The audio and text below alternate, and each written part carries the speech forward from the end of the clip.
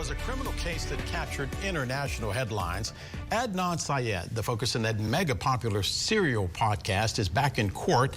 The Maryland Supreme Court heard oral arguments in that ongoing murder case this morning. Syed has spent 24 years fighting charges that he killed his former girlfriend back in 1999. This case has a lot of twists and turns, so stick with me as I try to explain it.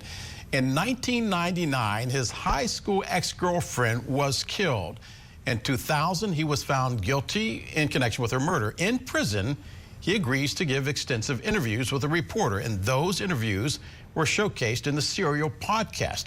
It became a mega hit when it was released in 2014, and that led to scrutiny as to how the case was investigated and tried. A couple of years after the podcast came out, Syed's conviction was overturned. So last year, at the age of 42, Syed is released.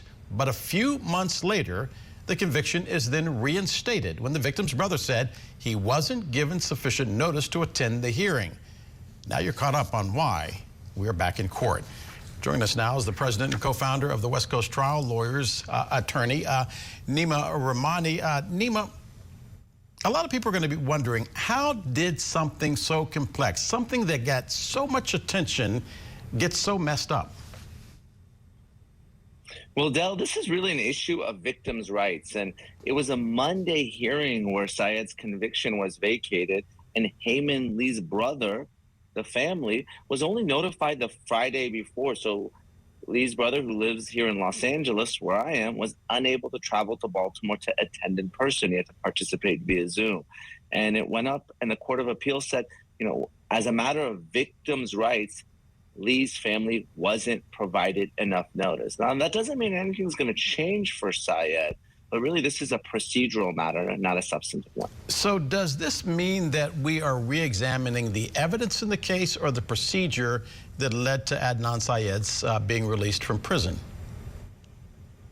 Del, it's purely a procedural issue, and Lee's lawyers said as much in today's Maryland Supreme Court hearing, because the Baltimore prosecutor has already come out and said that there's reasonable doubt in this case, that there were discovery violations, and the prosecutors didn't comply with their obligations, particularly two other individuals that may have been involved in Lee's murder. So when the prosecutors come out and say that there's reasonable doubt, there's very little that victims or even the judge in the case, there's nothing they can do. The prosecution can't move forward.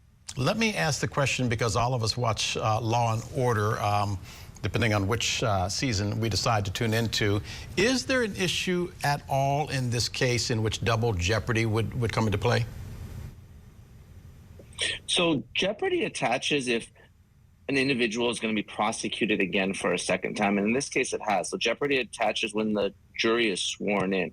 But here, the prosecution and the defense are both trying to vacate the conviction, dismiss it entirely. So they're aligned. Obviously, the victim's family wants to be heard, and they don't want that to happen, but they have little to no control over that. They can express their opinion, they can be heard, they can advocate. But whether it's the victims or the judge, if the prosecution and defense want the case dismissed, it's going to be dismissed. So what do the victims' families need? What do they want? And what can they expect to receive?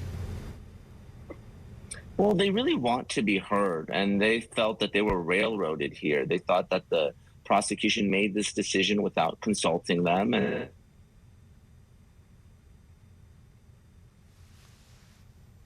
And since that didn't happen, they want the Maryland Supreme Court to essentially tell prosecutors not to proceed like this going forward. Neama, that being the case, what do Syed's lawyers need to do to prove, what do they need to prove in order to keep this case from returning to the courts again and him returning to jail? So Syed's lawyers have said, really, this is all moot. It doesn't matter if Lee's family was present, if they advocated on behalf of the murder victim, and they argued against release, the judge's hands were tied. So even though there was a procedural violation, it didn't affect the substantive outcome in the case. So that's the position that Syed and his lawyers are taking here.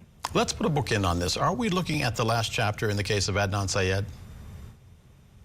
Del, I think so. I think this is really going to be the last step because, again, even the Supreme Court, when they were questioning the lawyers, they said, well, even if we were to rule in favor of the victims here, how would that change anything, the substantive results? And I think regardless of what side they come down on, even if there's another hearing and even if the Lee family, they can attend in person, the result is going to be the same.